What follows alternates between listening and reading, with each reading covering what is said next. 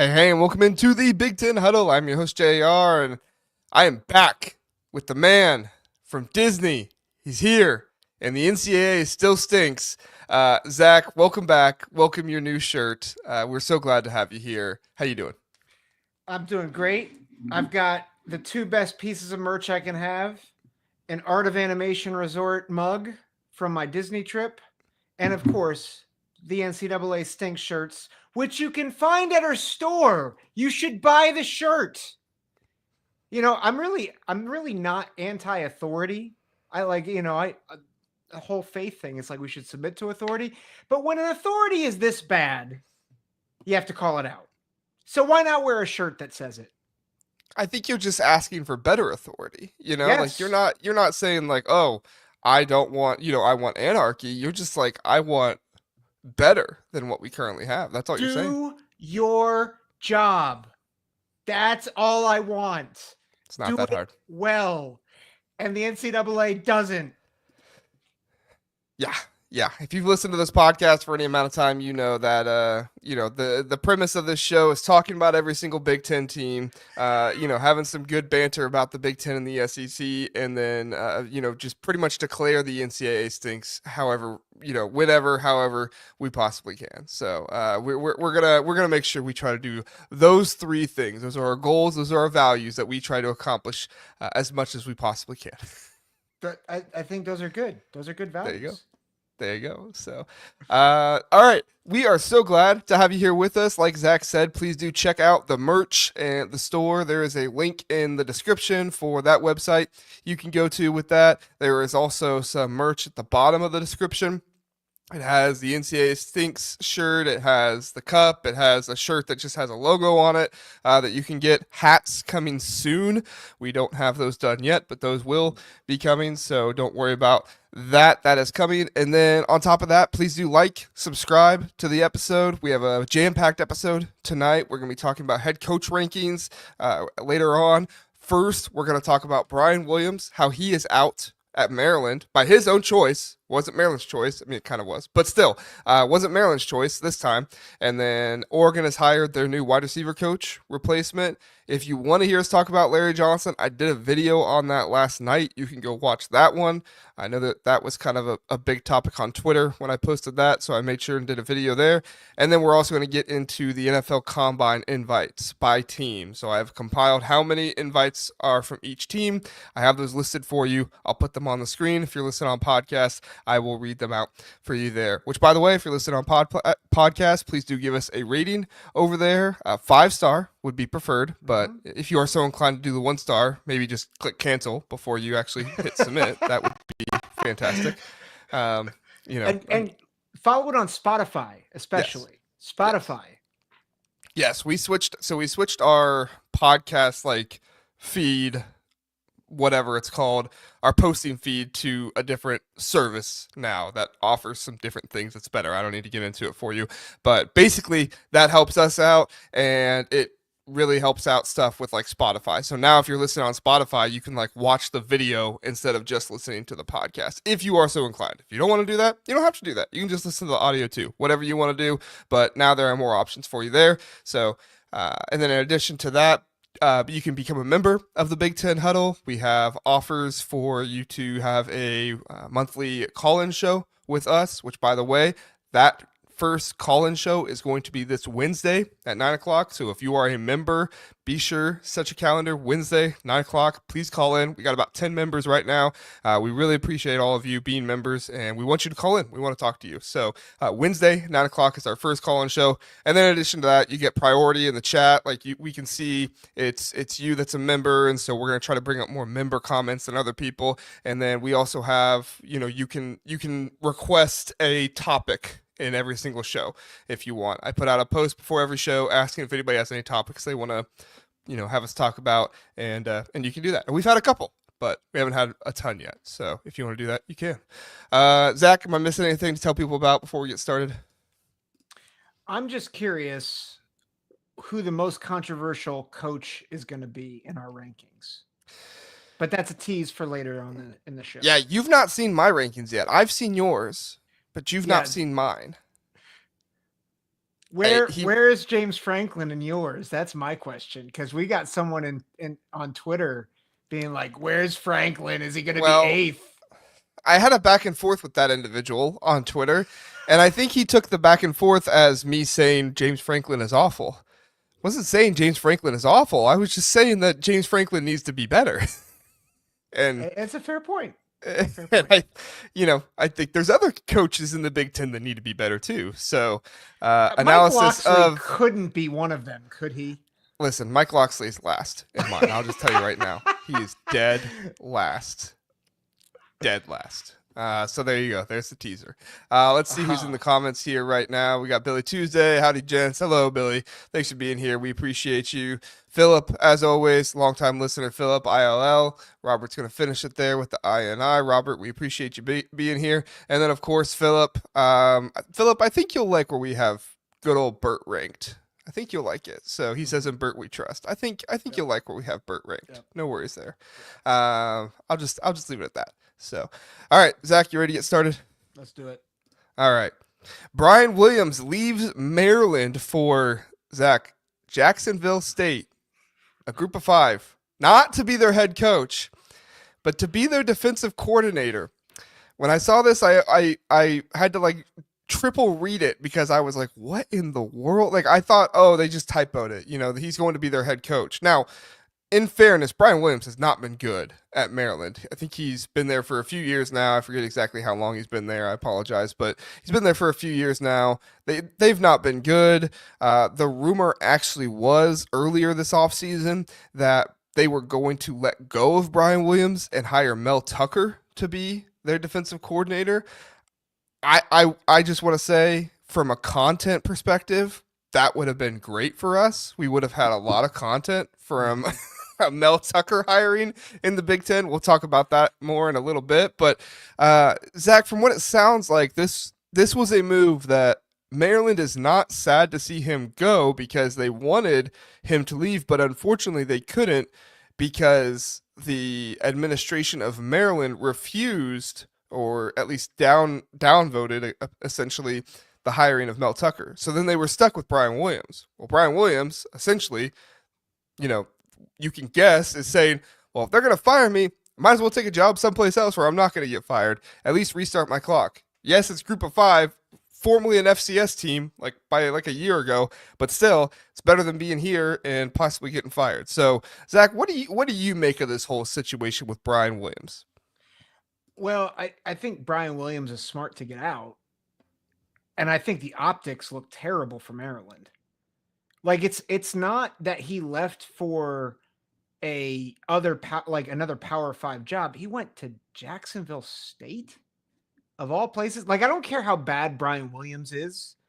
The optics of, I'm going to choose to leave Maryland because you guys aren't competent enough to get the guy you want for whatever reason. And then your choice is, I'm going to go down a few notches, which is hard to do when you finish 17th in the Big Ten, by the way. It's just, we're seeing it in the chat. Like Philip says, he's running away from Locksley. I think there's been a lot about Maryland over the past few years where a lot of Maryland fans have gotten on us and other fans have gotten on us and saying, man, what Maryland's accomplished the past few years has been great. It's no, they plateaued and they never actually capitalized on their potential. And I think you're seeing essentially where the foundation is, which is they don't know how to run their organization. That's my takeaway from this. You've also seen Maryland have good players come into their program. Right. And their good players have either not been nearly as good in their program as they go off to be in the NFL, or, they get in they have very good athleticism and then they get to the NFL Combine and they have good numbers. We'll talk about the NFL Combine here in a minute, but your record should be better than at least last year, 4-8, right? Especially when you're sending, more guys to the Combine than half of the other teams in the Big Ten. So, you look at it and it's not a very well-run organization. Mike Locksley is a big reason for that. They are and this is why I just went ahead and gave my pick for Mike Locksley in the rankings, because I knew we were going to kind of, go at him here in this segment. But like, Brian Williams has seen what everybody else has seen, right? Yeah. It's better for me to go take the same job at a former FCS team in a group of 5, because I'm probably getting fired here, than it is for me to stick around and maybe save my job, which isn't really all that good of a job, because yes, we're getting talent, but we're underachieving every single year with that talent. You could argue maybe 1 year. I think 1 year they went, 8-5. They won their bowl game. Maybe that 1 year you could say, no, they didn't underachieve that year. Okay. Other than that, Mike Locksley has been pretty much an underachiever his entire time there. And at this point, like, if you're Maryland and you care about your football program, you have to move on from Mike Locksley. You have to move on from him. Yeah. He's not good for your program. He's on autopilot, and it's not good. What do you make, Zach? What do you make of the Mel Tucker stuff? Like, giving him a second chance in the Big Ten. Like, would you like that hire? Like, do you think that would be good? Like, I don't know. Like, what's just kind of your thoughts on that? So I think we're both on record saying that we believe in second chances for guys. And like, I want to make that clear when I say what I'm about to say. No way should this even be a consideration. No way. The amount of junk over the past few years, what is it, 2 years that the whole Mel Tucker sexual harassment thing came out? Yeah, because it was at the beginning of not last season, but the season before that. So yeah, about 2 years. Like, honestly, this is the thing. If Locksley actually went after him, that should cost him his job. Because, I mean, people are bringing up Matt Patricia's thing from 29 years ago. Like, sexual harassment, sexual assault, and again, we don't know all the details underneath that. We know that there was an appeal, it got denied, yada yada. It's just a mess. And regardless of what actually happened, it's too soon. And honestly, if I'm a recruit or a recruit's dad or a recruit's mom, and I'm looking at the coaching staff and I have a guy who has not rebuilt his image and rebuilt trust at lower levels, why on earth would I send my son to play for someone like that? If there's even smoke. And like, again, we don't know all that went down with that, but it's a bonehead decision by Locksley to even consider it. And I think Mel Tucker has to rebuild his image at a lower level before he ever gets back to a Big Ten school. Yeah, I mean, it's one of those situations, like, correct me if I'm wrong, Mel Tucker was never convicted, was he? It was only an allegation. Is that correct? It was an allegation. That I know he lost his job over it, but I think he has them in court right now because he lost his job over it, but he was never convicted, if I'm remembering correctly. I thought I saw that Brenda Tracy, who accused him, was vindicated. Okay. So let me look it up though, just to make sure. But I mean, that's not a big thing. I'm trying to, make sure we give proper everything to it. But I mean, even with that whole situation, Mel Tucker was not good. Like, they're saying it in the chat. Kenneth Walker carried Mel Tucker for 1 year. That's really the fact of the matter of what it is. And like, that's the thing too. You want to hire him to be your defensive coordinator. Michigan State didn't have good defenses when he was there with Kenneth Walker. That's part of the thing is, like, okay, he had a year as the head coach at Colorado, spent his time for a long time as a DB coach, at different places. I think he was at Ohio State for a year or two. But like this, there should be much better qualified individuals for you to go after than Mel Tucker, especially somebody that's in, a court case and stuff like that right now, right? So as far as I'm concerned, the entire idea from Mike Locksley is just one more reason where it's like, dude, you obviously have no idea what you're doing hiring this program here. And if you are at the point where you're trying to hire Mel Tucker to be your defensive coordinator. Like, how many guys are you reaching out to that like, I don't want that job? Yeah, Like, right. because they see the same thing that we do. It's hard for teams when you go 4-8 to fire somebody and hire somebody else, Yep. especially somebody who's a good name and who can come in and actually do something well. Because people with good names that could do something well aren't going to go there. They're going to go to better programs. They're going to go to Yeah. a program that actually has some competence and can win. Yep. But I mean, Maryland fans might be mad at us by saying this kind of stuff, and I get it, but it's kind of similar to what we said with the Minnesota stuff, where it's like, we're not saying this because we hate Maryland. We're saying this because we want Maryland to be good because they're in a recruiting hotbed, and they could actually be good if they had a good coach running their program. I don't know if they're like, playoffs good. Maybe. I don't know. I mean, they got a lot of talent over there, but Yeah. not 4-8 in the Big Ten bad. Like that, they wouldn't be that bad with a good coach. No, well, and I think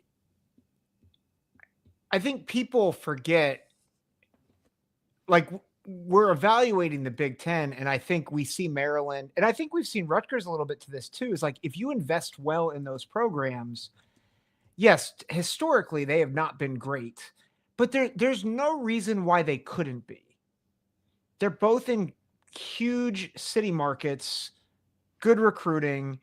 They can probably amass a lot of money pretty quickly. The problem is, I mean, they're starting from behind, but if you get the right guy in there, you can build a program. Greg Schiano is a really good example of that. Like, yes, they haven't been great. And like in their, what was supposed to be their best season ever, they went 7-6. No, but he's a top 3 coach in the program history. Yeah. Right? Like, yeah. I mean, Rutgers, and part of Rutgers is much worse historically than Right. Maryland. But just to go back, so the whole allegations, it seems like there's been a back and forth in court. Like, there's a defamation case, certain charges were dropped. So it seems like there's some issues in both ways. So it's, well, if that's still going on, that's one more reason why you don't hire the guy. Let the guy get his, get everything in shape. I can promise you Mel Tucker's not hurting for money. No, he signed that huge deal with Michigan State. No. Which I guess he's not getting paid that if they hired him with cause and everything. But yeah, I think like, the appeal was denied, so I don't think but he still made money on that. He still made a lot of money was there. Yeah. Yeah. So anyway, all right. That's enough of that. I didn't want to spend too much time on that, but it's such an odd story, and I felt like there was a lot to talk about there. So this one probably won't have as much to talk about, but I do think we need to reference it because it is a pretty big deal. Oregon hires Ross Douglas as their new wide receiver coach. Ross Douglas spent some time with the Patriots as an assistant for about a year or two, maybe longer. I can't remember exactly how long he was there. And then he was at Syracuse this past year. Syracuse had the #1 passing offense in terms of yards this past year. Even though Kyle McCord was very good, you don't have that happen without very good wide receivers. So Ross Douglas, 30 years old, coming into Oregon, kind of goes along the path that we've seen with Dan Lanning. He likes to hire young, energetic head coaches, guys who can really get out on the recruiting trail, do a good job. I think Ross Douglas has shown that he can develop guys rather well, especially this past year at Syracuse. So I like that for him. But I mean, I'm struggling to find anything wrong with this hire. Not that there needs to be, but I think Dan Lanning did a really good job here and had a really good hire. What say you, Zack? Mike Locksley, take notes, buddy. Take notes. In all seriousness, this is why Dan Lanning's a top 3 coach in the Big Ten and probably a top 5 or top 6 coach in the country. He went out, got one of the hottest coaches out there to coach his wide receivers rather than what he could have done. And I think actually several outlets noted this. They could have promoted Rashad Samples, or they could have switched Rashad Samples from running backs coach to wide receivers coach. He's a good coach and like he could do both positions, but instead he goes for a big splash hire. And this is a splash hire. He is well regarded in the coaching community as the next big position coach and someone they can develop maybe down the road into a coordinator. And he's good recruiting. He's good developing. And we've seen what a dynamic wide receivers coach can do. Just look at Brian Hartline at Ohio State. And Oregon has a track record now too with wide receivers. And so they've got more coming in as a freshman. There's just a lot to like about this. And it's just a reminder, Oregon's not going away anytime soon. Sorry. I forgot to hit the mute there. Or the unmute there. No, yeah, Oregon's not going anywhere anytime soon. I did check on it, so the reason why I got confused on how long he was there, he was defensive quality assistant coach with the Patriots in 2021. Then he was the assistant wide receivers coach in 2022. Then he was the receivers coach for the Patriots in 2023. Then he was the wide receivers coach for Syracuse in 2024. So he's got like a different job every single year. But, I mean, he keeps moving up, which shows that he has promise, right? Actually was a graduate assistant at Rutgers from 2018 to 2020. So that's pretty cool coming from the Big Ten. I think the thing about this hire, though, that I like the most for Oregon, I don't like it as an Ohio State fan because I think Dan Lanning is making a good move here, but he's from Ohio, right? Like he's from Avon, Ohio. He went to school at Michigan and he went to school at Rutgers. This is a Big Ten guy. This is a guy in the Midwest who has also been out on the coast as well. There's a lot of good wide receivers coming out of the New Jersey area. And if you can get into Ohio and get some of those guys that, Dan Lanning and them have been targeting recently, it's going to be even better for Oregon to have those type of connections. I can almost guarantee you after spending time at Rutgers that he has connections with Ohio high school coaches, and he's going to be able to utilize those, if not coaches, at least administrators, enough to get his foot in the door, and it's going to be good for him and the program to have those connections out there. Again, don't like this as an Ohio State fan because I think Dan Lanning is building himself up to not just be a recruiter on the Pacific West, but he's building up to be a recruiter nationally. And it's a really good move by Dan Lanning. Yeah, agreed.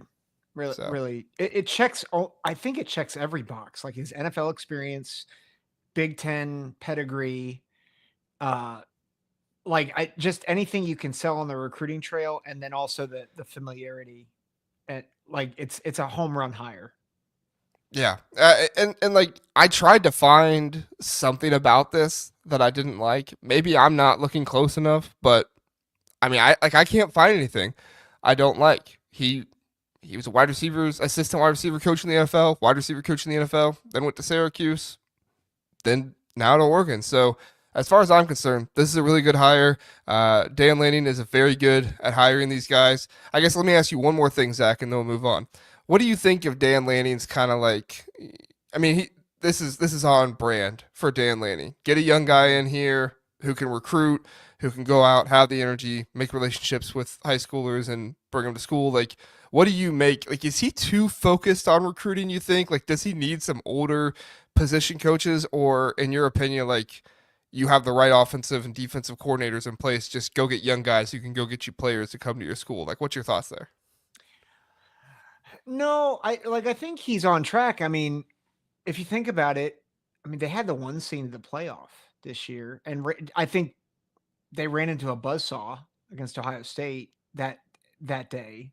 But they beat Ohio State earlier in the season. They beat the top three teams in the Big Ten. Top three powers in Ohio State, Michigan, Penn State all this season.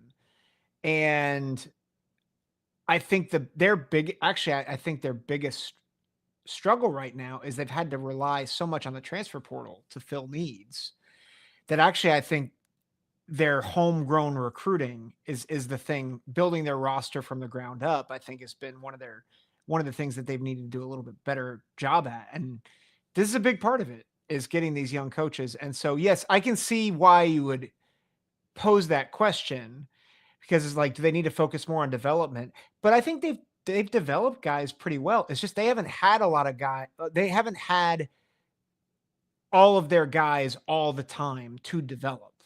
They've relied a bit more on the transfer portal the past couple of years.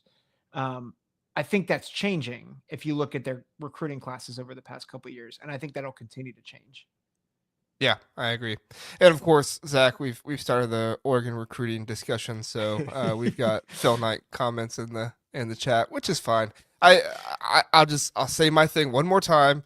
This and Zach, if you want to say yours, and then we'll move on. I think it's a little of both, right? Like I think I think Phil Knight really wants to see a national championship at Oregon, but I also don't think Phil Knight would just give out his money to anybody, right? Mm-hmm. So as much as like Dan Lanning, like yeah, he has the benefit of Phil Knight money. Like as a head coach, you got to prove yourself, right? Yeah. Because if Phil Knight didn't believe in Dan Lanning to go win him a national championship, I guarantee you he would not be spending the type of money that he is. Like Yeah. guys who are rich don't just throw their money around for no reason. Like that's the reason why they're rich, because they're smart with their money, and they can go out and do kind of crazy things with what they want. But he still has to trust Dan Lanning. So as much as like yeah, people want to knock Oregon for the money and stuff like that, I think you also have to recognize that like Dan Lanning is also just doing good stuff behind the scenes. It's the same thing with Ryan Day at Ohio State, right? Ryan Day, he gets money there at the program. You have to give him credit because he got the money to happen. As far as I'm concerned, but that's just me. And then also, I do think Dan Lanning puts an emphasis on hiring young guys who are good recruiters who can go out nationally and not just recruit on the West Side. But that's just me. Any other thoughts before we move on, Zach? Just, I saw Grandpa Phil, and the first thing I thought was Uncle Phil from Fresh Prince of Bel Air. I was like, James Avery, sadly he's dead. Like, what are you talking about? And I was like, oh, Grandpa Phil, Phil Knight. But maybe one of the best TV dads ever, by the way, in James Avery. He's such a good actor. But that's neither here nor there. I was gonna say, are we gonna get into a discussion about ranking TV dads now on the podcast in the off season? That could be a good off season. There's a really great YouTube clip, and it's not. There's some language in it, so be forewarned. But it's Will Smith breaking down a scene between him and James Avery on that show, and it's freaking awesome. Like, yeah, it's such a so. Anyway, that's neither here nor there. Good deal. Good deal. All right, let's move on, Zach. We appreciate it, and do as Doug Shepard said here. Hit the like button, everybody. We appreciate it. If you like Zach's shirt, if you like the episode, if you just like being here, hit the like button. All right. Next subject: the Big Ten NFL Combine invites by team. Now, I don't remember people talking about invites as much as they seem to be doing now, so I've never really addressed it on the show in the years that we've been doing it. We've talked about how many players get drafted, but we don't always talk about how many players are invited to the combine. However, I thought it was an interesting topic. I thought maybe we could go somewhere with it, Zach. So let's talk about it. If you're listening on podcast, the order with the number of players invited to the combine for every Big Ten team, I'm going to rattle it off really fast, and then Zach, I'm going to let you give your thoughts. Ohio State 15, Oregon 13, Michigan 8, Iowa 7, Minnesota 6, Penn State and Maryland and UCLA all with 5, Nebraska and Rutgers with 4, USC and Wisconsin with 3, Indiana with 2, and then Illinois, Purdue, and Washington with 1. Michigan State and Northwestern did not send any to the NFL Combine. Zach, do you have any thoughts, takeaways, analysis from this and like what this might mean for maybe this past year or maybe this year going forward? What's your thoughts from seeing this? Yeah, I mean, I think there's a few that I have. One, and Mish in the chat pointed this out, but Penn State only sending 5. I think my take on it is it's a reminder that they are bringing so many guys back who are NFL level players. And I like a few weeks ago, I was on the show saying I don't think they can win a national championship. My mind is starting to change a little bit on that, especially with some of the moves they made. I know you put out a video. The Stan Drayton move is fantastic. Oh, I cannot even tell you how amazing of a move that is by James Franklin. So good. He is. And I'm so mad. The dude wins wherever he goes. They win. Yeah. Yeah. It's a great move. I think that's one. I'm surprised, and Robert Walter made this point.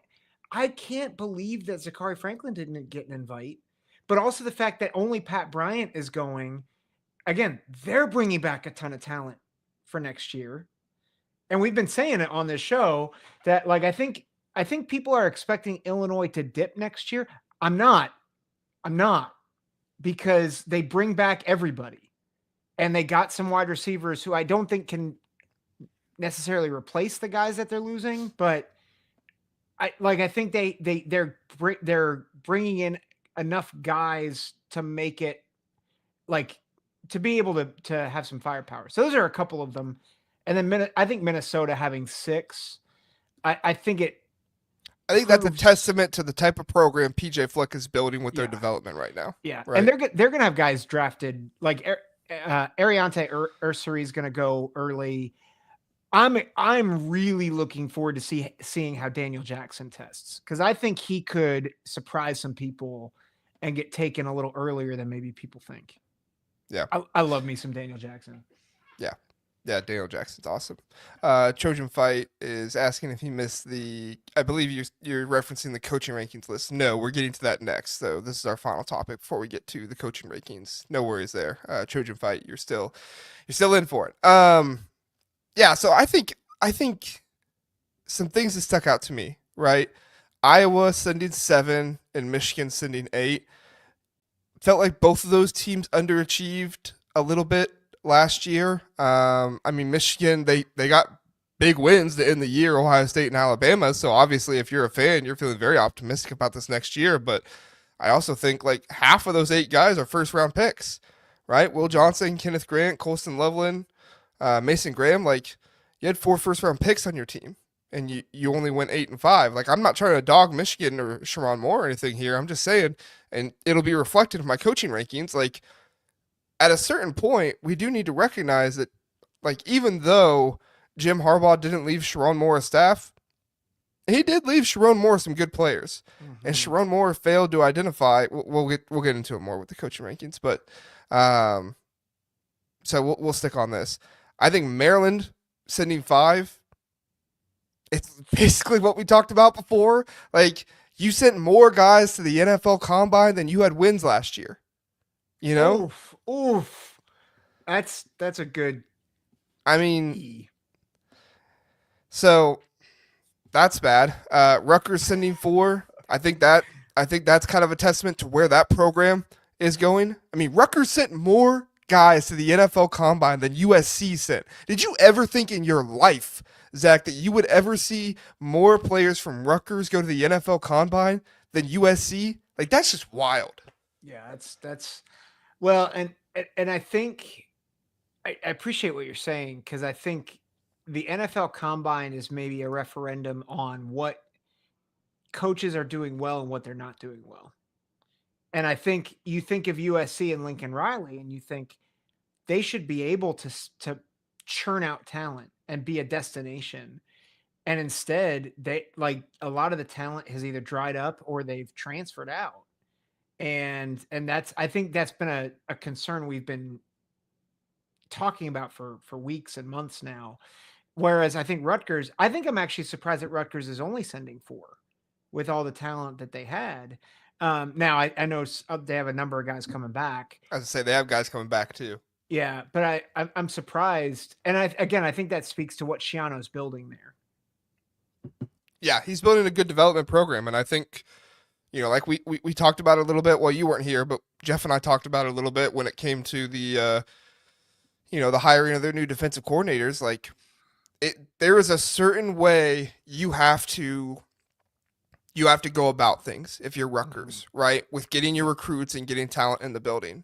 Yeah. To be Rutgers and have 4 guys go to the NFL, like, that is a sign. And you're still bringing guys back. Like, that's not all of them.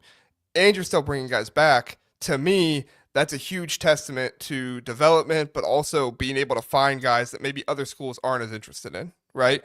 And bringing those guys in. So, Indiana with 2, does that strike you at all? I'm shocked that Mike Kadick did not get an invite. Like, I really thought he would. I mean, he was one of their leaders on that offensive line. I know there are several offensive linemen that didn't get invites. Josh Fryer at Ohio State was another one. But I thought that he would get an invite just as a leader on that front. Yeah. Yeah, I agree. Trojan Friday is saying it's context needed, though, without looking it up. I'm not so sure a lot of USC's roster was combine/draft eligible. I'm not trying to put a dig at USC as much as I'm just trying to praise Rutgers. I hope it didn't come off that way, that I was like trying to, you know, take a jab at them. It's just USC's a blue blood, right? And Rutgers Yeah. is historically a very bad program, and Yeah. it's just a testament to what Greg Schiano's doing. So sorry if that sounded like I'm going off on USC. I'm going off on Maryland. I'm not going off on USC here. Well, maybe I'm going off on USC a little bit. No offense to Trojan. I I think it's a data point. I don't think it tells the whole story. But I think if you are like I don't know how you can look at that number along with all the other data points that we have on USC right now and be like, this is a problem. So Yeah, it's a problem, but this is still this isn't a program that's like down so bad that they're never going to be able to recover, right? Like it's a problem because Lincoln Riley is making decisions right now that I'm not sure are best for him and his program. Yeah. Now the general manager, the front office stuff like that, I think is A+. Like that kind of stuff you're doing, keep going. But the hiring Luke Heward to be your offensive coordinator, continuing to keep play calling responsibilities, like that's the kind of stuff that I'm a little concerned about. Now, again, at the same time, Dan Lynn, you were able to keep him, and we know teams like Penn State and others were going after Dan Lynn this offseason, but you managed to keep him. So it's a mixed bag with USC right now. There's just like there's good, but then there's also bad, and then there's also concerns. And so I think this next year for USC is just one of those big years where it's like, what are you going to show us, and what is this going to say about not so much the program? I think it's more on Lincoln Riley than it is the program. Mm-hmm. So yeah, I think that's a good because I don't think USC's ever gonna go away. I think it's more, is Lincoln Riley really the right guy? And I think more and more it feels like the answer is no.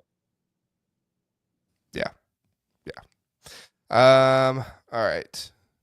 A few other comments really fast, and then we'll get on.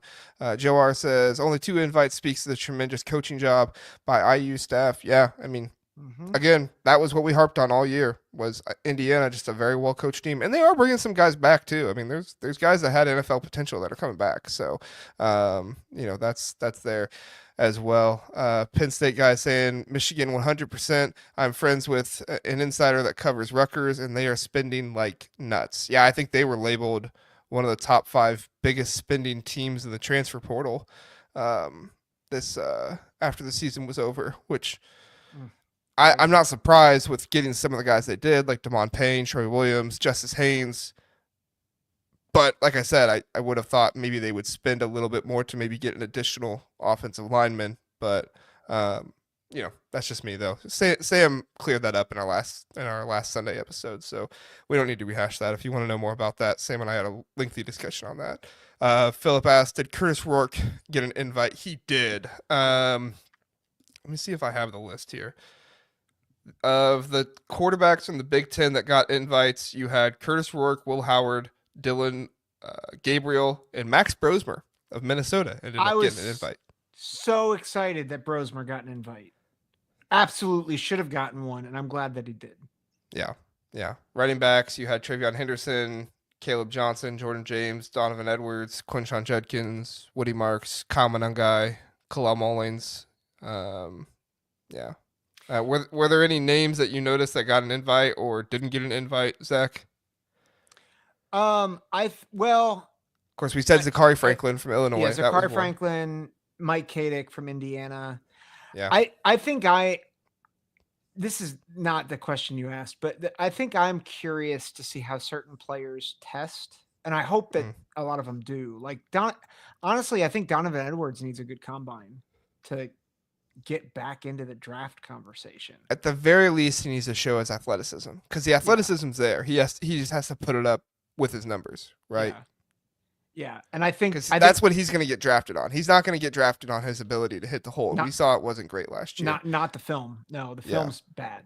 He's going to get he's going to get drafted on, wow, this guy's uber athletic and we can put him in the slot. And, then he can also come into the backfield and he's going to be one of those not gadget. That's different. He's one of those guys that they see coming out there and they don't know where he's going to line up exactly. Yeah. And that's valuable in the NFL. So, all right. Let's see. All right.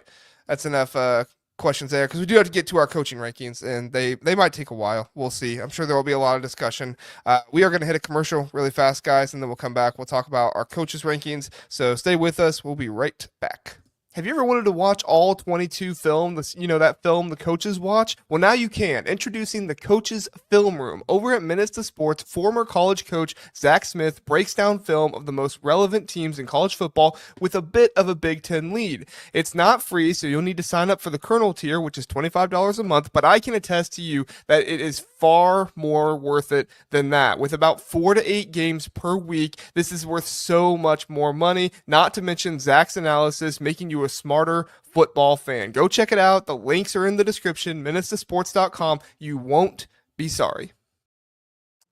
Back here on the Big Ten Huddle. Thank you so much for joining us. Please do like and subscribe. Definitely helps out the channel, and we appreciate you being here. Okay, Zack, our coaches rankings. So this is your first time seeing mine. I've seen yours, but I did make mine before I saw yours, though. I did not want yours to influence mine. So the way we're going to do this, guys, we're not going to go through and just do like the thing where like we list each and every single guy because I think that kind of gets boring and stale. So we're going to kind of do this like we do with our power rankings. So we'll both kind of give overview, explanation, summaries of ours, and then we'll address kind of our biggest differences between the two. Obviously, Zack has Sharon Moore up at 9. I have Sharon Moore down at 15th. We'll talk about that. Zack has Matt Rule down at 11th. I have him up at 8th. There's some different stuff going on there. So we will address those. We'll hit another commercial, and then we'll come back and get to your comments. So if you guys have any comments, questions, you just want to let us have it with how stupid our rankings are, that's fine. Whatever. I don't care. This is like an impossible exercise to do. So you go through and do it. And I would love to see you post yours online and get everybody to say that yours are great. That's not going to happen. But yeah, so we'll do that. Get your comments, and then we will each talk about somebody that we feel like, based on this next season, if they have a really good year, who could be like a bottom half coach that could jump up in the rankings and do really, really well. So Zack, you want to go first to explain yours? You want me to go first? I can go first, but I was just gonna say I think our lists kind of show this. We're dead agreement 1 through 7. And I will say you and I are a little bit higher on PJ Fleck than most other people, right? Yeah. Like, so I don't think PJ Fleck is so much in consensus in the top 7, but yeah.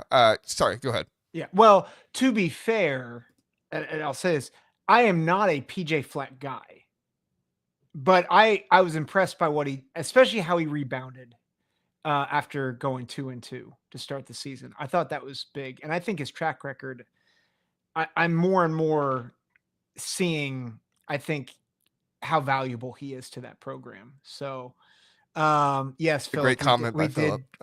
We did drink the antidote of confidence. It tasted lemony and limey. It was fantastic. So a couple things. Conrad Powell said Barry Odom is better coach than 18th. Probably, but he's coaching. We'll get to comments. We'll get to comments. Oh, okay. You just explain yours first. We'll get to comments. I'm starring them. Yeah. So we'll go through them. You go ahead. So I will say Barry Odom in 18th just because he's only coached at UNLV. He hasn't coached in the Big Ten. So that's like, I know Barry Odom's probably better, but I'm just putting him there. And like, we thought Ryan Walters was going to be good, and we saw how that turned out. So I'm just like, listen, I'm going to take the unknown commodity and just put him to the side. I felt sad putting Deshaun Foster at 17 because I actually think he did a pretty decent job, all things considered, in the position that he was in. But it's just 1 year. Like, he has a 1-year track record. I want to see what he does over years. Mike Locksley at 16, I texted you. I wanted to put him in 18th, but I'm like, I've got to give credit that he hasn't, aside from last year, he hadn't fallen completely off the wagon. So my little concession is that he had some 8-win seasons. I still think he should be fired. He's my number one coach on the hot seat when we do our hot seat rankings. But I felt like he's done enough to not be dead last or second to last, based on tenure. Jonathan Smith, I think, it's just like, okay, 5-7. I need to see more. Jed Fish, similar. Like, he had the one good year at Arizona. I thought, honestly, I was not impressed at all with him this year. 13, we've talked about Luke Fickell and how we think he's on the hot seat. And where I would say is, I think 13 to 18 was probably the hardest segment to rank. Because it's like, I can make a good case that all of them deserve to be 18th. And I can make a good case that, okay, there's at least something in the resume that actually says that maybe they should be a little higher. 12, I have David Braun. It was hard to place him, quite honestly, because I didn't think he did a great job this year. But I can't overlook what he did in year one. I had Matt Rule at 11th because as much as I want to buy into the Matt Rule Kool-Aid, he did lose to USC. And they had a downturn in the middle of the season that you're like, this feels like old Nebraska. And so it kind of still feels like I'm like not sure where Nebraska is. And I have confidence that Matt Rule will get them there, but I just didn't love what I saw. And I think with Lincoln Riley, yes, they went 7-6. I got to give him credit for beating two SEC teams who are definitely better, right? In air quotes. And then I think his resume is enough to bump him above Rule at this point. Sharon Moore is the one we're going to disagree on the most. I think his X's and O's and his talent evaluation was bad this year. And there's no, I don't think there's any two ways to slice it. His quarterback eval was bad. I think a lot of his offensive game planning was bad. But I can't overlook the fact that he learned from a lot of his mistakes. And so what did he do with the quarterback thing? Well, he went and got a really dynamic high school recruit, and he got a transfer in Mikey Keene. The team grew over the season, to which the Wolverines beat the two best teams of the past 25 years in Ohio State and Alabama. And he beat Alabama with a second string defense for the most part. I got to give credit to that. It's 1 year, but he accomplished more in those two games than a lot of other coaches will ever accomplish.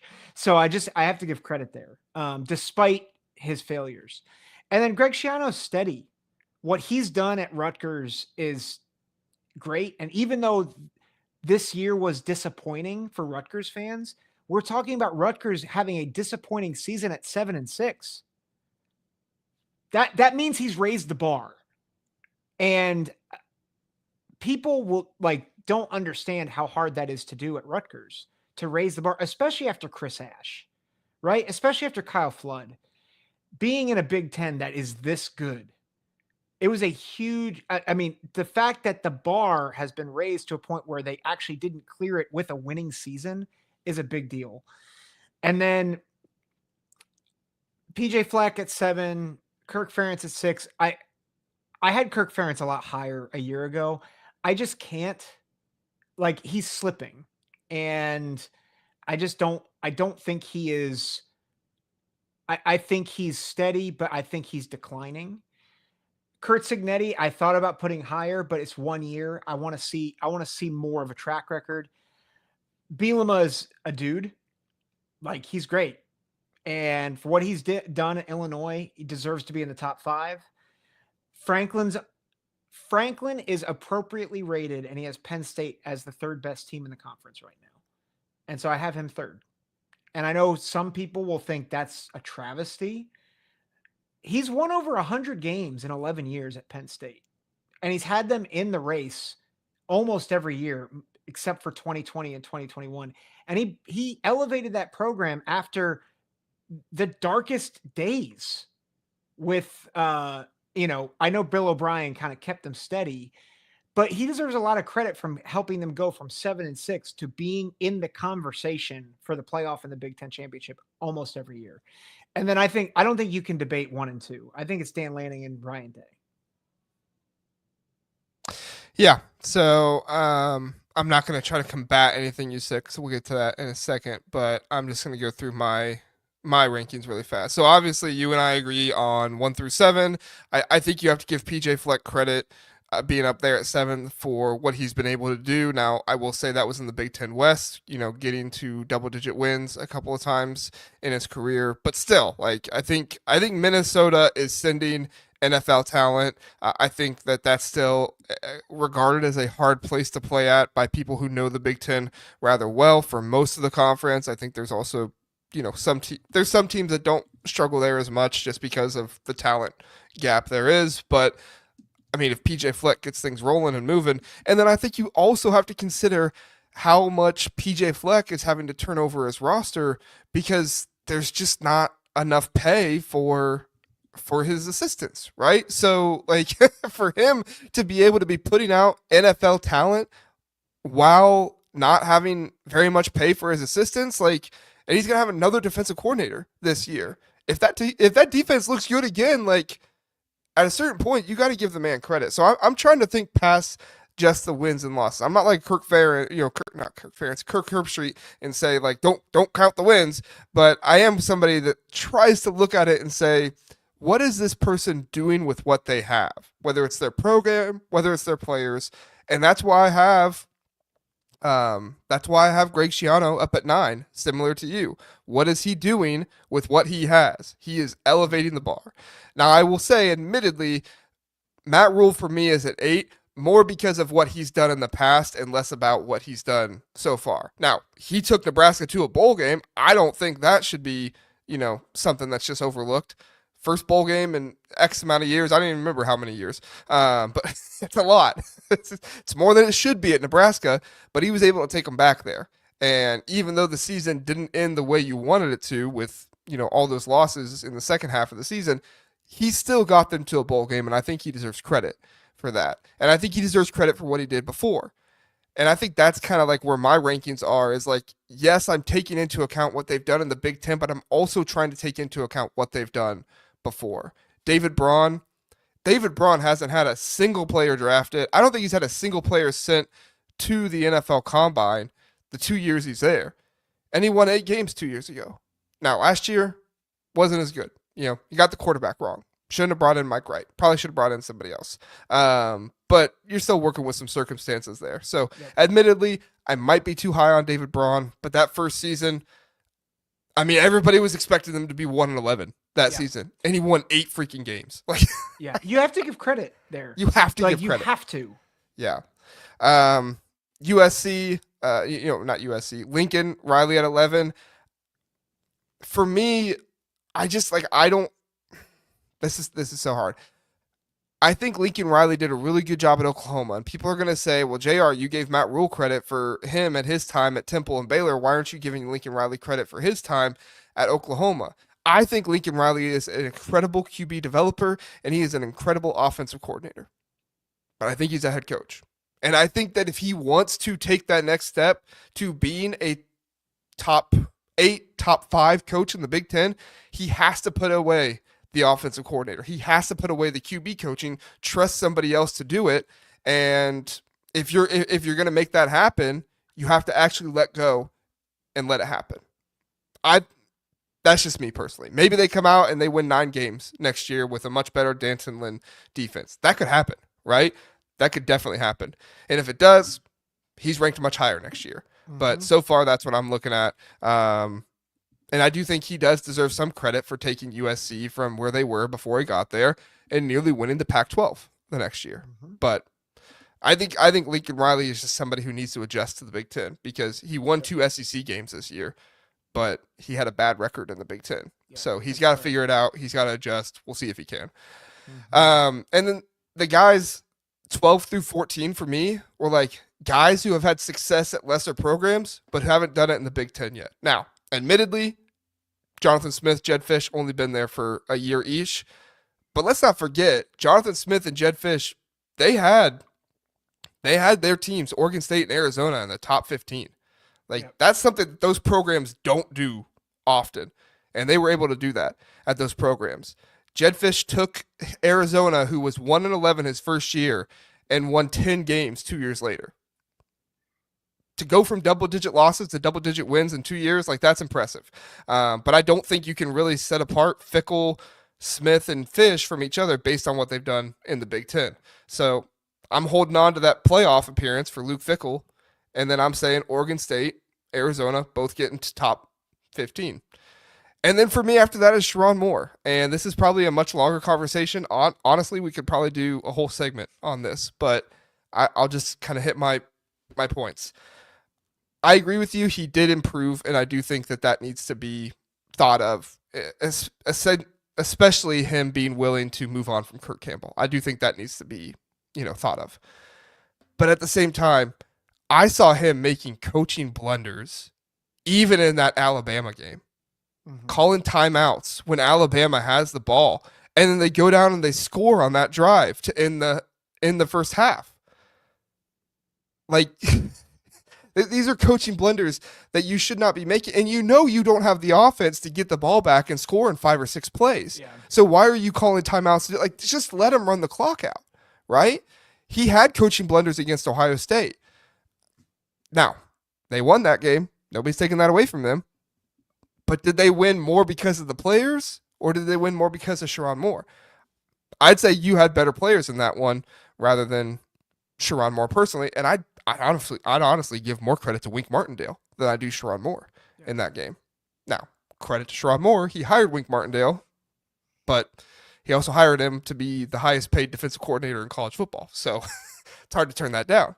And that's my other thing about the recruiting that a lot of people want to point out and say, well, he went out and got Bryce Underwood, and he's this great recruiter. And it's yeah, everything we see, though, is that they're the highest spending team in college football. So, yeah, you should go out and get Bryce Underwood. You should go out and get one of the best running backs in the transfer portal. You should go out and get your defensive line reassured because you have tons of money backing you.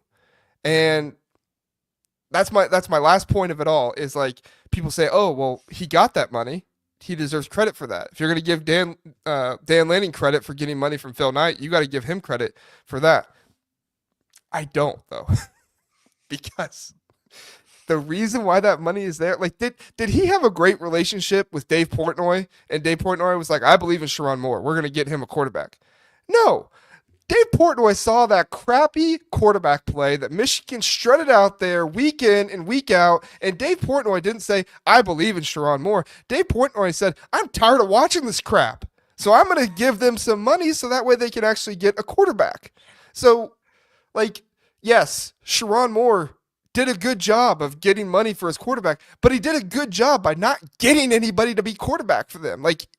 You have to. It's not like he just came in and saw the quarterbacks and was mistaken in spring camp. He knew that those were not the guys. He saw Davis Warren, Alex Orji, Jaden Dennett. He saw those guys as an offensive coordinator, and he still decided to run with them. He still decided not to get anybody out of the transfer portal and run with those 4 guys that were awful. It was one of the worst quarterback rooms in all of Power 4 college football. It was just absolutely terrible. And it was a big reason that held them back. So, I don't know. Maybe I'm a homer. Call me a homer, whatever. I don't care. But I don't see the shine that everybody else sees with Sherrone Moore and saying he's this awesome coach that's top half of the Big Ten. Personally, that's me. And I'm sure we'll talk about it, Zach. Let me finish my list and then we'll start with Sherrone Moore because I think that's the biggest one. Deshaun Foster, even though I don't think his season was exactly what UCLA fans wanted, the struggling against Hawaii, struggling against Fresno State, I still think even with the bad hiring of Eric Bieniemy and a really tough schedule, they still won 5 games. So I got to give him credit for that.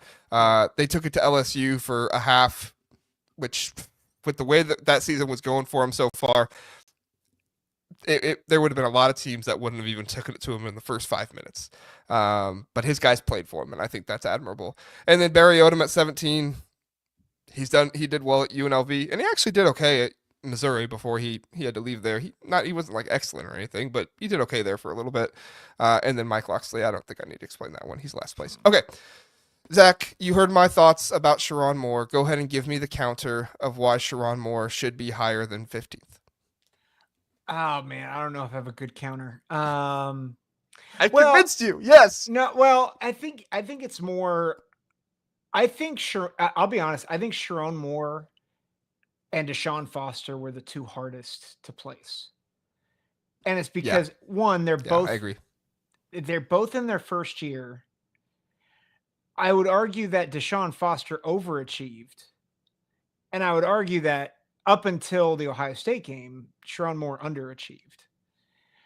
I think the problem, and I think this is what I was wrestling with, is I'm like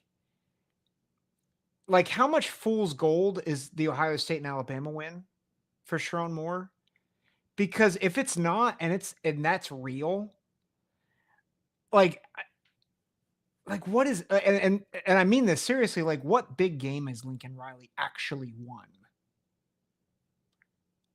What big game has Matt Rule won? I guess you could say Colorado. And I mean, with the hype of that team, but with the hype of that team, it was a big game, but talent-wise, it wasn't. It wasn't a big game. It was a game they should have won. Yeah, go ahead. Sorry. Yeah. So, I think that's what's hard is like, well, it's Michigan, and with their talent, like 4 first-rounders probably at the combine, they should win that game, or they should be able to compete with Ohio State. They should be able to compete.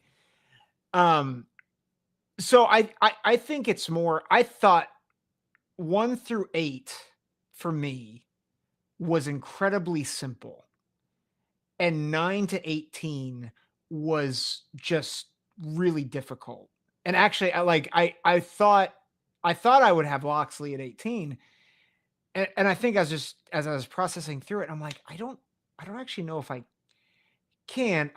Looking back, I wish I did, because A, it would have been on brand, and B, it just makes sense. So I'd like to change that. Put him at 18, Barry Odom at 17, and Deshaun Foster at 16. But I think, I don't know if I have a great argument for Sharon Moore to be at 9, but I don't know if I have a great argument for him to be at 15 either. I think people get caught up in the last 2 games and say Sharon Moore beat Ohio State and beat Alabama.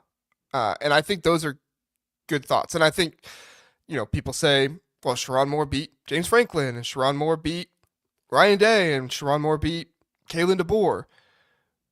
But as far as I'm concerned, like you don't make this list. Like, this isn't power rankings. You don't make this list based off of what team beat what team, right? That kind of stuff, because it's more nuanced and it's more context than that, in my opinion. Mm-hmm. In my opinion, like, you have to look at, what did that coach do to bring in the talent? What have they done with the talent? Are they getting NIL? And, and some of the stuff we don't know. It's just from what we perceive from the outside looking in. Some of the stuff nobody knows. You can go to an insider on 24/7. They don't know. Like, some of the stuff just nobody really knows. But as far as I'm concerned, like, am I being too tough on Sharon Moore and putting him at 15? Probably. But at the same time, like you said, like, I originally had Sharon Moore at 10th. I had him above Lincoln Riley, and I had David Braun down at 15th. And I thought about it, and I was like, like, Sharon Moore had 8 wins with 4 first-round draft picks on his team. Yeah. Right? David Braun hasn't had an NFL player on his team in 2 years, and he had 8 wins in one of those 2 years. Mm-hmm. So, like, if we're looking at it, like, and both of those were inherited. Both, that wasn't, they weren't able to get talent and stuff like that. Both of those were inherited programs from coaches leaving late in the year. Yeah. Like, I think there's some similarities between those two, other than Pat Fitzgerald did leave his staff for David Braun. Yeah. Sharon Moore didn't have a staff. And I guess that's probably the best argument, is Sharon Moore had to put together a staff. Well, and I think that's what makes Sharon Moore a hard. Everything about Sharon Moore is a hard eval, because, like, the way Jim Harbaugh left was not helpful to him. He rated a lot of his staff. impending NCAA investigation, which, that's well detailed and documented. I don't think Sherrone Moore deserves credit for being distraction free with that, because I think he's been unhelpful in that. But yeah, I don't think I have a great argument. I mean, people in the chat are saying things about it too. I think it's hard to figure out, because I think the main thing I would latch onto is I thought the team improved over the course of the season, and they showed up big time in their last two games. And I know Ryan Day had a terrible game plan for Ohio State. Like he did, and that's part of it. If he shows up and realizes he has Jeremiah Smith, like, I think Ohio State wins that game.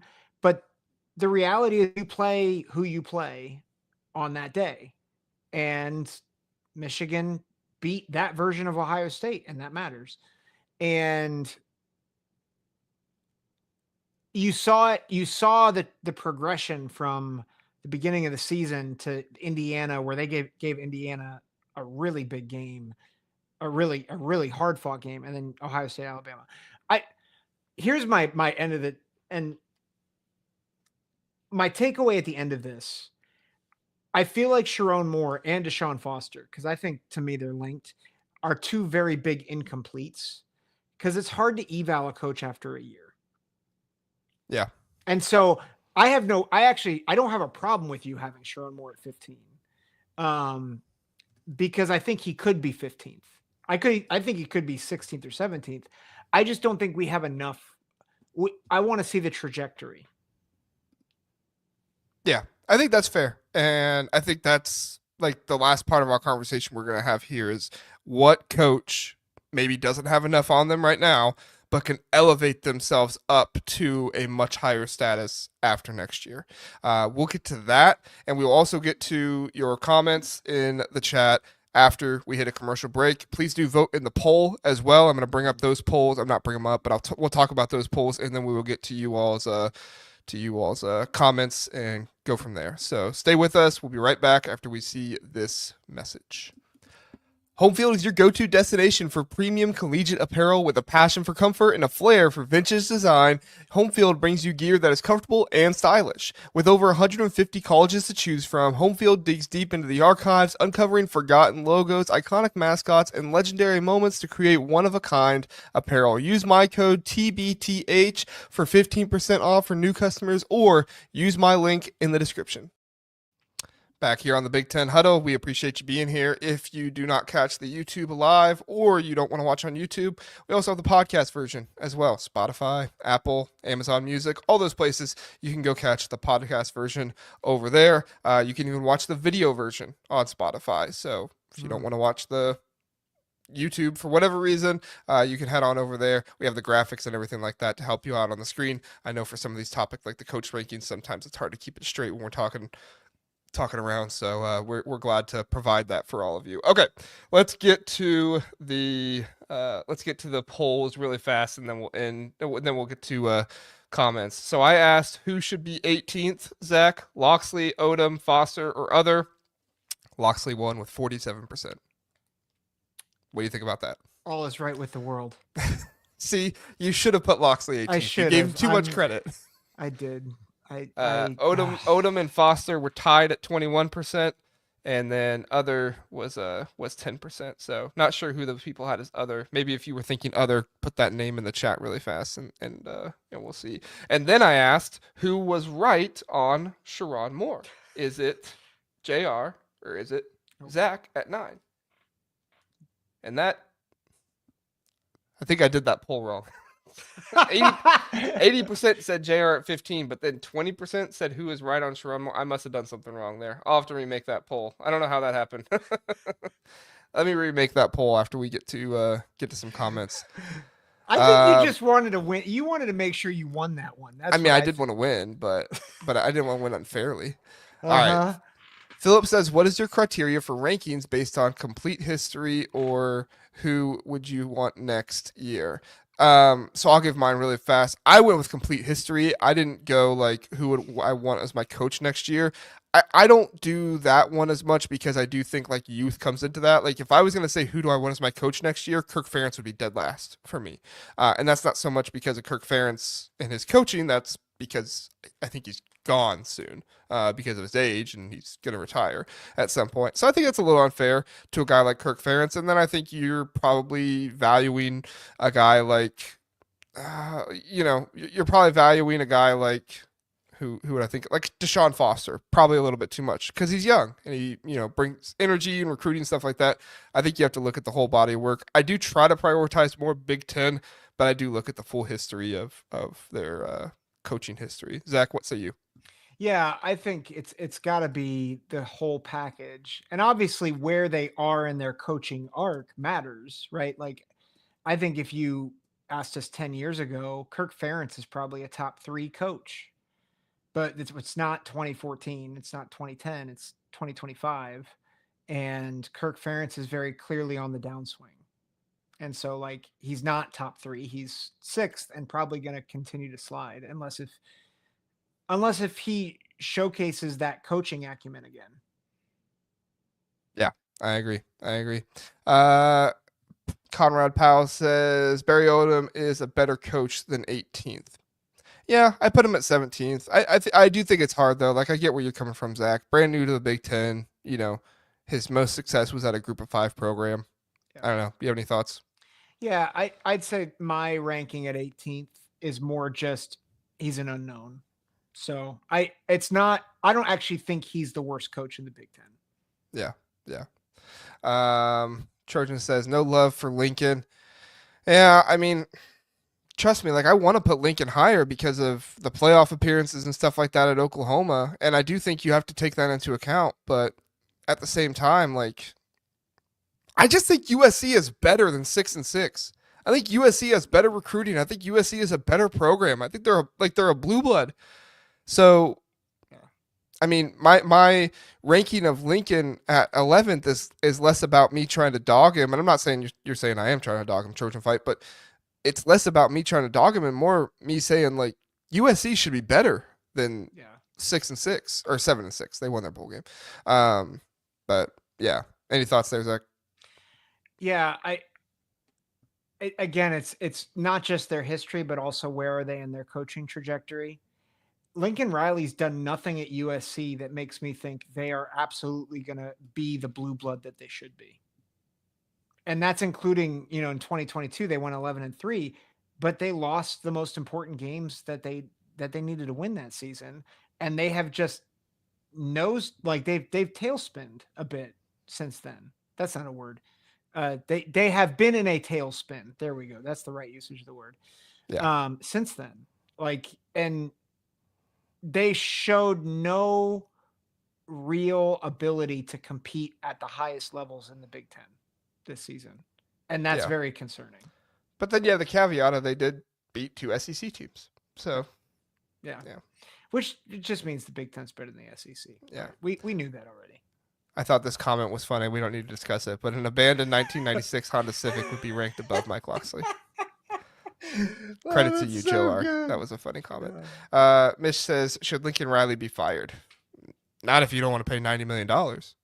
They should reach an agreement with him so that he can take another job. That's probably right.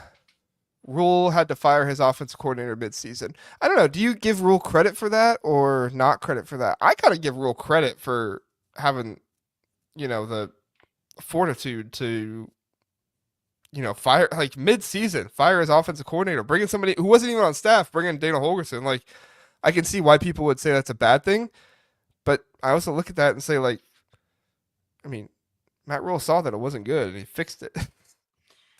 Yeah, I mean, I don't know if he fixed it, but he made it better. I mean, we all praised Ryan Day for making the changes both after the Oregon game and then after the Michigan game. I mean, he didn't fire someone, but it did lead to someone leaving. And like when you are holding your staff accountable to do their jobs, which is something that the NCAA doesn't do, then it should be applauded. So good job, Matt Rule. The I agree. NCAA stinks. We don't have time for that right now, Zach. We gotta get to the Sorry. coaches rankings because we have a lot of comments. Okay, I know that's your default, but okay. Philip says Deshaun Foster did an admirable with what he had at UC, and I think that's what made him so difficult to rank. Right, like it wasn't. Again, I labeled it a failure because I didn't think it was a good season because you didn't do a good job against Hawaii and Fresno State, but it was also a really tough schedule, and he did more than I think people were expecting. I think their win total was set at 5.5, so he was technically under the win total, but I still think like, yeah, go ahead. There's no reason why it should have been 5.5. Yeah, it probably should have been 4.5. I think it was 5.5. I'll have to double check, but I think I picked them to go 1-11 in the beginning of the season. I think you said you would be surprised if they got one win in the Big Ten. Yeah, that's what you said. And they got 3? 3. Yep. Because Iowa, who else did they beat? They beat Washington at home? I think so, yeah. And they beat Nebraska, right? Was it Nebraska? Or was it Rutgers? Rutgers, because that was when Rutgers had tons of injuries, just tons. Yeah.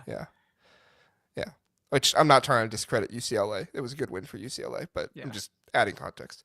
Billy says Kirk Ferentz is holding Iowa back. I will say he did hire Tim Lester, whether that was forced on him by the athletic director or not. He did at least hire Tim Lester. Yeah. We'll see what happens this year. I think getting Mark Gronowski says something to me, right? Yes. Yeah.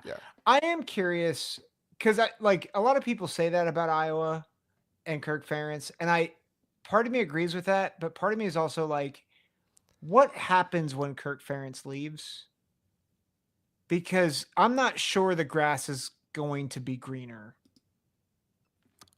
It could be. You just have to hire the right guy. You can't bring in somebody who's gonna try to recruit Florida at an elite level. Like, you got to bring in somebody similar to Rutgers, right?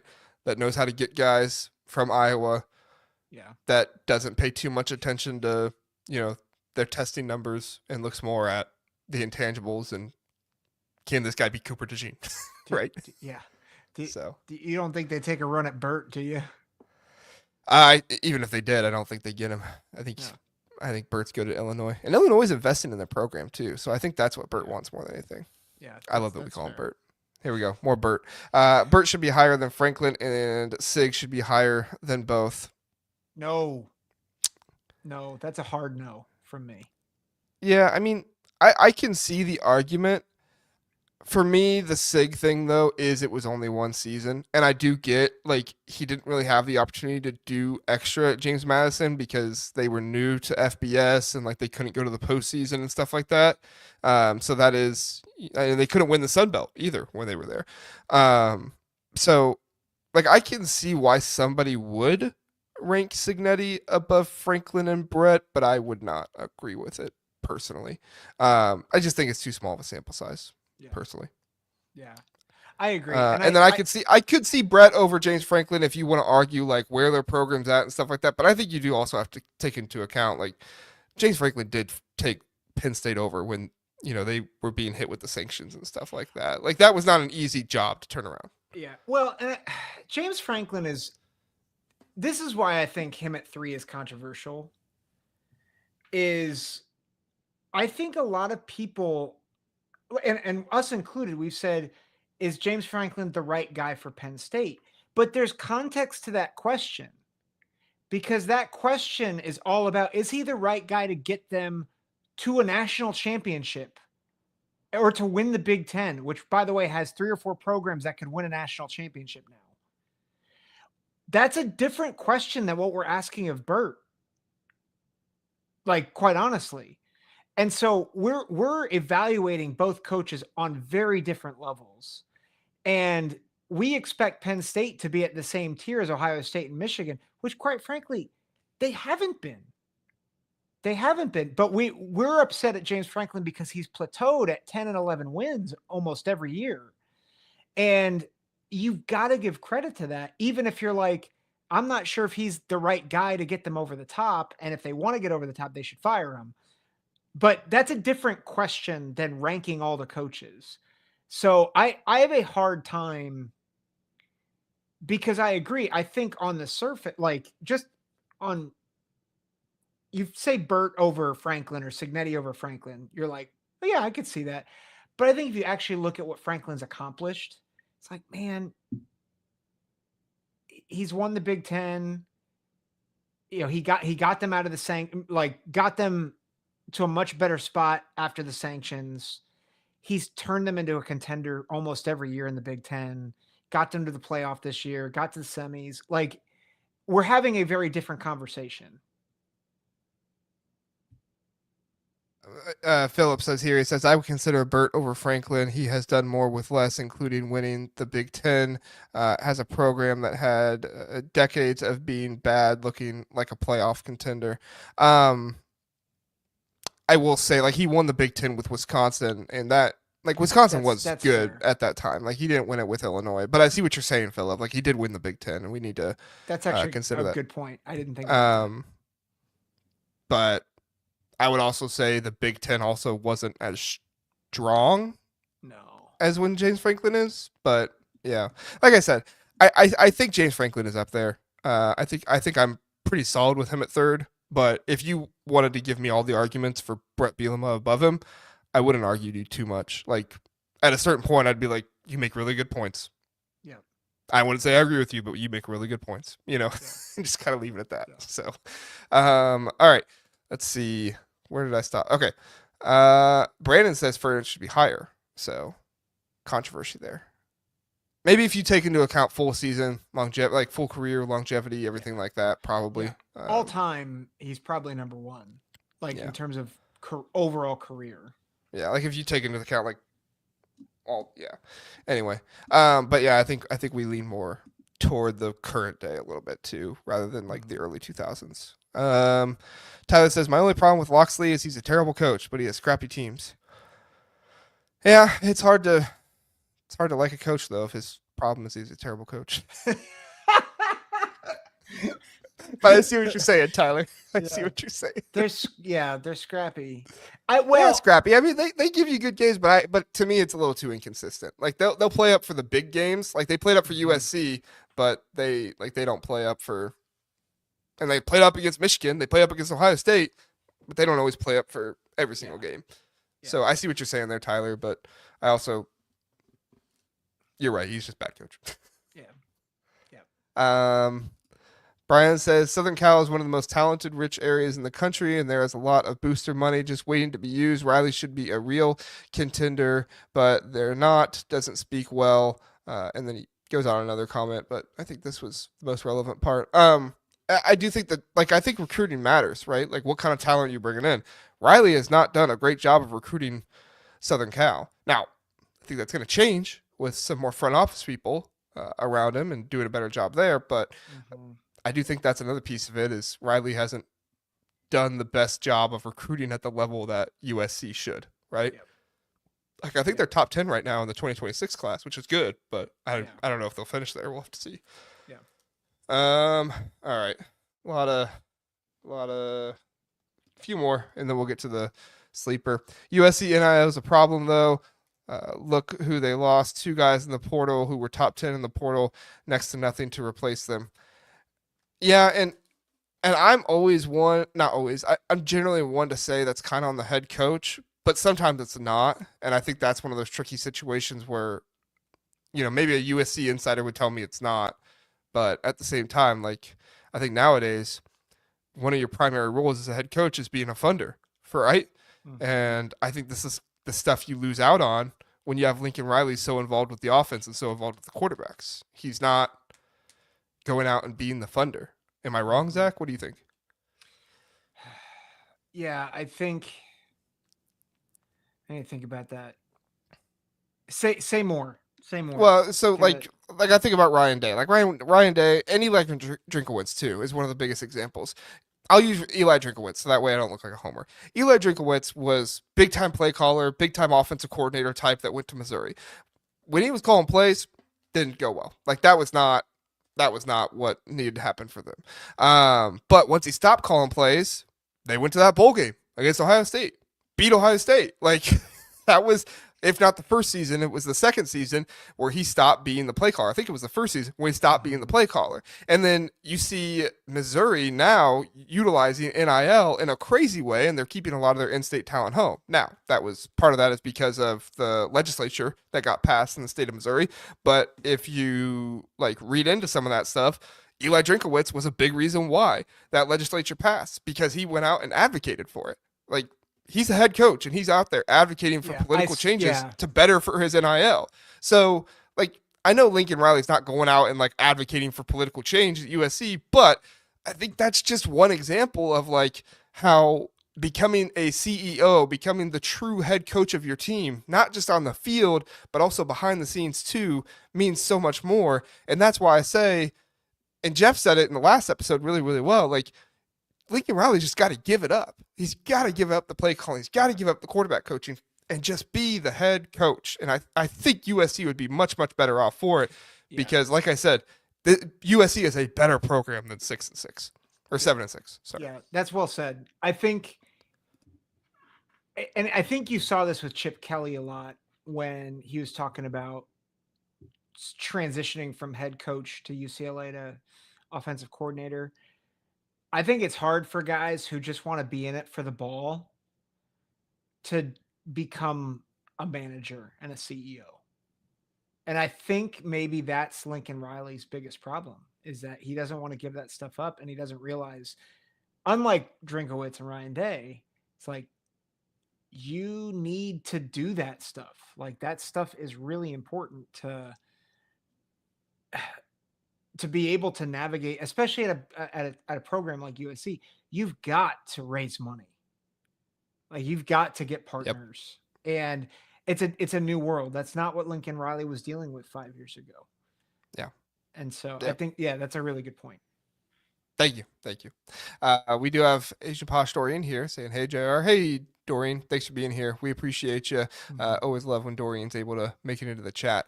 All right. Let's get to the next one. Tyler says, I think there's fool's gold, honestly, Zach, because Ohio State's game against Ohio. So he's talking about the Michigan stuff here. Yeah. I think they're fool's gold, honestly, Zach, because that Ohio State game, Ohio State just simply had a horrible game plan.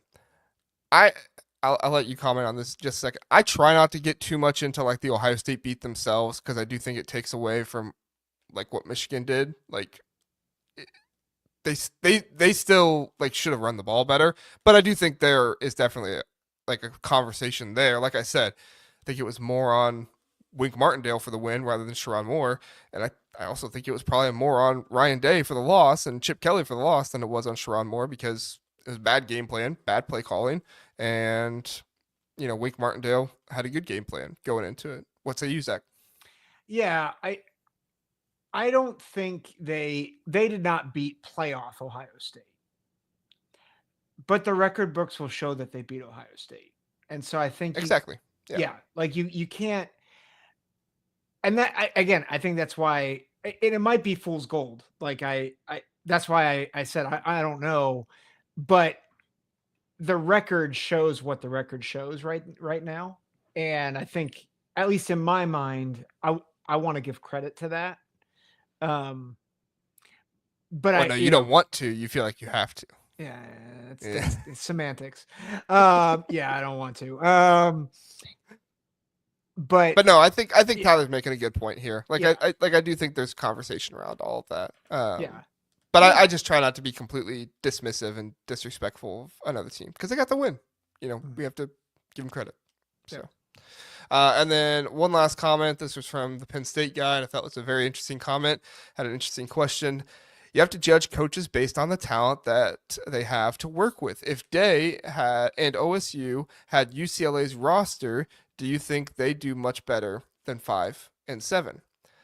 I guess my answer is a bit of a cop out. Zach, I'll let you go first, because then I'll give my answer. I've been going first for all of them. Well, talent acquisition is part of the job description. So, and I know like part of it is where UCLA was, for sure. But if you're telling me that Ryan Day, knowing who he is and his staff, couldn't amass talent for a team in LA, I don't know what to tell you. Like, I don't disagree with you, but part of the job in 2025 as a head coach in college football is to acquire talent. And so if you are not able to acquire talent, especially in a place like UCLA, like now there's a massive caveat to that because Sean Foster's new time head coach taking over for a head coach who did not invest in recruiting very well. So big caveat as I say that, but maybe this is a cop out too. I think it's more complicated than that. Yeah. I think my best answer to it is I don't think Ryan Day would have that roster. And maybe in his first year he does. He inherits something like that. I get that, but like he's so good, and part of that is the brand of Ohio State. I get that, but he's so good at creating his roster and recruiting and everything else, and he focuses his staff that way that I think that's part of the thing is like you said, Zach, talent acquisition is part of it.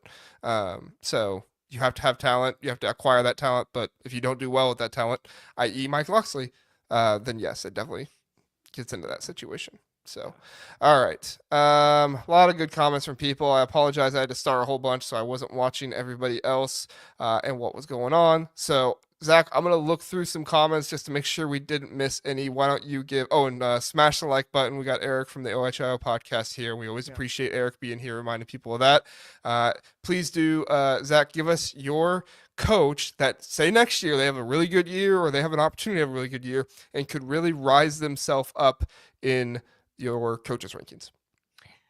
I think the one that makes the most sense for me, besides Barry Odom, right? Barry Odom is like obvious.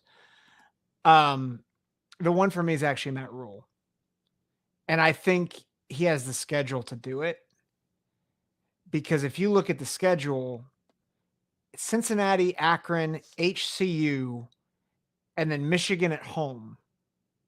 Then a bye, Michigan State, at Maryland, at Minnesota, Northwestern at home, USC at home, and then UCLA in Pasadena.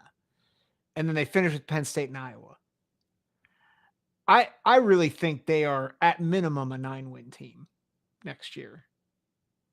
And I think if that happens, I think there's a really good chance he is at the very least at 8 and possibly getting a little higher as well. Yeah, no, I think that's a good thought. I think for me, couple off the top, I don't think they'd move up that high, but if they had a really good year, double-digit wins, I think they'd move up at least a couple spots. Curt, Cignetti, Matt Rule, they to me would both definitely move up a couple of spots if they're able to get double-digit wins. Lincoln Riley is there for me as well. If he's able to, change some things up and the defense looks much better next year, and I think it will with Dan Lynn. If they're able to win 10 games, I could see him getting up to 7th, 8th, maybe even 6th, depending on how things go. And then also, I just cracked on him a whole bunch, but Sherrod Moore, if he comes out and shows that he's a much better coach and, shows that this whole Bryce Underwood experiment worked and, it's not just the money, he's able to recruit and all that stuff. He's going to move up into the top half. If they have a double-digit win season next year, they're probably making the playoffs, and he's probably moving up into the top half for me. So yeah. Let me give one dark horse here too. Deshaun Foster. Possibly. He's bringing in Tino Sinceri. That's a big hire with a lot of potential. A lot of potential. And you look at the schedule. A lot of concern too, but a lot of potential. Yeah. There's a lot, but the schedule was brutal last year. It is not it's not death row like it was last year. It's Utah at UNLV, which I don't know why they're going to UNLV. I think we talked about that before, but at UNLV, New Mexico, that should at least be 2-1, maybe 3-0. And then you go to Northwestern, you play Penn State at home, at Michigan State, Maryland at home, at Indiana, and then Nebraska at Ohio State, Washington at USC. I'm not saying they win 9 games, but I think they're maybe, they're at least bowl eligible with that schedule. And I think if they do that, I think it showcases, okay, like Deshaun Foster's building something. Yeah. Yeah, no, I agree with you. If Deshaun Foster can really improve things next year, it's going to be a testament to his improvement as a head coach and everything else there too. So, all right. Last one. I do want to clear this up, and then Zach, if you have a comment, you can. UCLA's NIL sucks though. Isn't there one reason why Chip left? The Penn State guy says. I think. I mean, Zach, correct me if I'm wrong. I think it sucked because of Chip Kelly. I think that was one of the big reasons why it wasn't so good, because he wasn't willing to do some of the behind the scenes stuff, and also he didn't want to go out and recruit.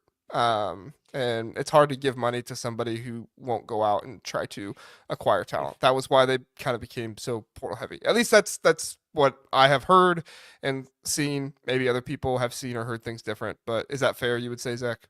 Yeah, I mean, if you talk, we're hopefully going to get Kevin from Bruin Source on here Yeah. at some point to talk UCLA. When I asked him about Chip Kelly, it was nothing but anger and frustration from the Bruins. And I think hopefully we get him on here. He can kind of share a little bit more about the UCLA, the things going on at the UCLA program, because he's much more connected to them. Yeah. Yeah.